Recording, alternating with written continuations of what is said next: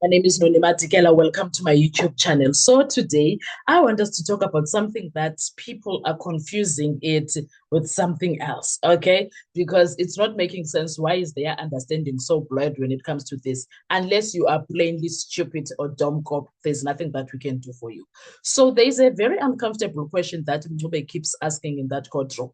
He is not saying he is guilty of any crime. He has put that out there clearly, firmly and clearly, that he has nothing to do with the Senzo Meyiwa crime. Now, he is asking a question of, if you guys are saying, if the police and the NPA are saying that we are the people that were hired by Kelly Kumar, where is Kelly Kumar? Because you already know who hired us. Why is she not accused number one amongst us? That is the uncomfortable question that he is asking. And then we have those vampires that are stupid, that are saying he is confessing to a crime. He is admitting that, yes, they were hired. But stop being stupid. Stop having a blurry understanding of what is being said by people. Don't do it, because now you look, you look desperate and stupid. Don't do that. Come on now. Anyway, the question is, if Kelly ordered the hit, why is she not accused number one here? That is what Mjube is asking. Okay, fine, stop right there. Because Mjube has just asked one of those questions that sounds simple. But if you actually follow it through, it takes you straight into the heart of the state case. If the state theory is that Senzo Meyiwa was murdered as part of a commissioned hit, and Kelly Kumalo is alleged to be the person who ordered that hit, then where is the evidence that connects the alleged commissioner to the alleged killers? That is essentially what Mjube is asking. And more importantly, why is the person allegedly sitting at the top of the supposed murder for hire chain not sitting in the dock? Now, before anyone misunderstands this, because there are stupid people who are hell-bent at misunderstanding this, Kelly Kumalo's absence from the dock does not automatically mean Mjube is innocent or is guilty. And Mjube is saying she should be accused number one, does not make that legally true also, but that is not the real point. The real point is much more dangerous. Mjube is forcing the state to prove the missing links. They are accusing them of being hired by Kelly Kumar. So link everyone and make a finding, and also arrest everyone, including the so-called mastermind that you are accusing. Now, the state story, let's strip this down. The prosecution's alleged theory is essentially someone Senzo died, someone wanted Senzo dead. That person allegedly arranged a hit. Those people were allegedly recruited. Those people allegedly went to the Foslor's house, and Mjube is allegedly to be the person who fired that fatal shot. Fine. Then Mjube asked, where is the breach in all of this? Where is the evidence of the agreement? Where is the evidence of the instruction? Where is the evidence of the payment? Where is the evidence of that takes this from these people were connected to, these people were contracted to Mera Senzo Meyiwa? Because those are not the same thing, not remotely at least. Now, this is where Mjube's question becomes nuclear. Imagine the state's theory as a chain: alleged commissioner, alleged instruction, alleged recruitment, alleged payment, alleged planning, alleged movement, alleged shooter, Senzo is killed. Now, Mjube is basically standing in that witness box saying, show us the chain. You are accusing us. Show us the chain. Prove to this court that we are responsible. And all of this, you found out, you made findings, you investigated, and you made findings. So show us that chain so that we understand why we are standing here. Don't show us don't just show us the beginning. Don't just show us the end. Show us every link that made you realize that we are the people that were hired by Kelly Kumar. Because if one of those links is missing, the state cannot simply fill the gap with imagination. If you are saying we don't have imaginary things and suspicious situations, do not create even a paper trail that never existed. Show us your accusations plainly. And then comes the Kelly Khumalo question. Mncube's question is devastating rhetorically. If Kelly allegedly ordered the killing, why isn't she here? That's the question. But let's sharpen it.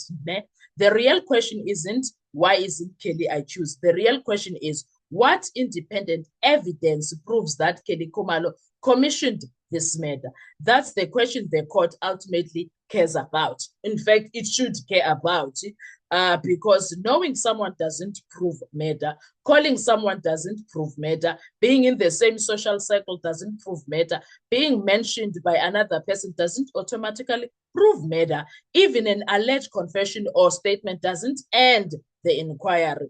The court still has to examine what was it made voluntarily? Is it reliable? Is it corroborated? Does independent evidence support it? And that is where this trial gets extremely uncomfortable for all the people that are hell-bent on these accused being guilty, whereas everything is not making sense. Then there is the situation of the confession or statement problem, confession or confession statement problem, because the state has relied heavily on allegations that accused persons implicated King. But now we have accused people challenging the reliability and the circumstances of those alleged statements. So the defense can ask, where is the independent corroboration? Not someone said Kelly did it. That's hearsay territory unless properly admitted and reliable. The question is, what evidence exists outside those disputed statements that independently demonstrates a murder for hire arrangement?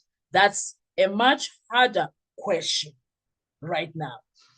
And don't make the mistake of thinking this automatically wins the case for Mncube for now, okay? This is where I'm going to be brutally fair. Mncube cannot simply stand up and say, Kelly isn't accused, therefore I'm innocent. No, that's not the law.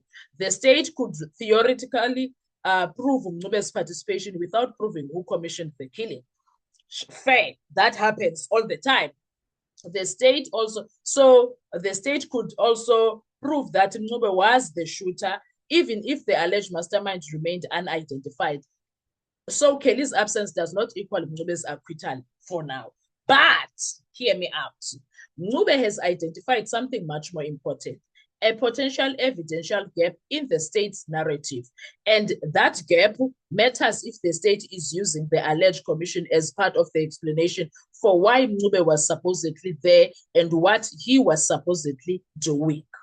Okay, so if they are going to say Mncube was there and there's a mastermind, blah, blah, blah, and if the mastermind has been fingered by the so-called confession statements, then where is the evidence that leads to the mastermind? Bring it.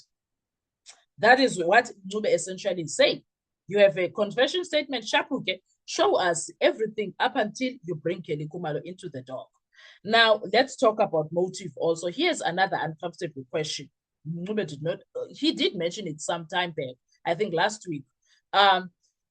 Why would Kelly allegedly want sense of death? That's the big question. What was the motive? Who established it? What evidence supports it? Who witnessed the alleged planning? Who witnessed the alleged instruction? Where is the alleged payment? Where is the communication? Where is the physical evidence? Where is the independent corroboration? Because the bigger allegation, the stronger the evidential foundation needs to be. Yabo? So Ababantu, they can't come here and making accusations that don't make sense. You cannot build a murder conviction out of a collection of assumptions simply because those assumptions create a compelling story. No, prove your story. Prove it perfectly. Now, Mncube is turning the state's narrative against itself. This is the genius of the question. The state says, we have a contract killing. Mncube says, okay, show me the contract. Where is the contract? Not literally a piece of paper, yes. I'm talking about the evidence of the agreement. The state says there was a person behind the killing. Mncube says, show me the evidence connecting that person to me. The state says you were the shooter. Mncube says, then independently identify me as the shooter. And suddenly the entire case gets reduced to one brutal question. Where is the evidence of all your accusations? The most dangerous sentence in all of this is that, and this is the one thing that I want you to remember, a theory can explain the evidence without necessarily proving the theory. That's the difference. You can construct a story where every piece appears to fit, but criminal trials aren't decided by this story makes sense. They are decided by, has the state proved the essential elements beyond reasonable doubt? That's a complete different standard. And that is this is where the defense has to be very careful, because if Mncube's defense spends too much time asking why isn't Kelly here, the state can respond, we don't have to prosecute Kelly to prosecute Mncube, and they would have a point. But if the defense asks, where is the independent evidence proving the alleged commission recruitment and connection between the alleged commissioner and this accused, now we are talking about the actual evidential burden. That's the nuclear version of Mncube's argument. Okay. Now, so when Mncube asked if we were brought by Kelly Khumalo to kill Senzo Meyo, why isn't she accused number one? Don't hear that merely as a question about Kelly. Here is a deeper question. He's saying, you have given this court a theory about a commissioned murder. Now prove every part of that theory. Don't ask this court to jump from suspicion to conclusion, because there is a massive difference between Kelly allegedly knew someone and Kelly allegedly commissioned murder. This is a massive difference between Mncube allegedly knew somebody and Mncube was allegedly recruited, paid, and sent to kill Senzo. And there is even a bigger difference between the evidence allows us to suspect it and the evidence proves it beyond reasonable doubt. That is the battlefield.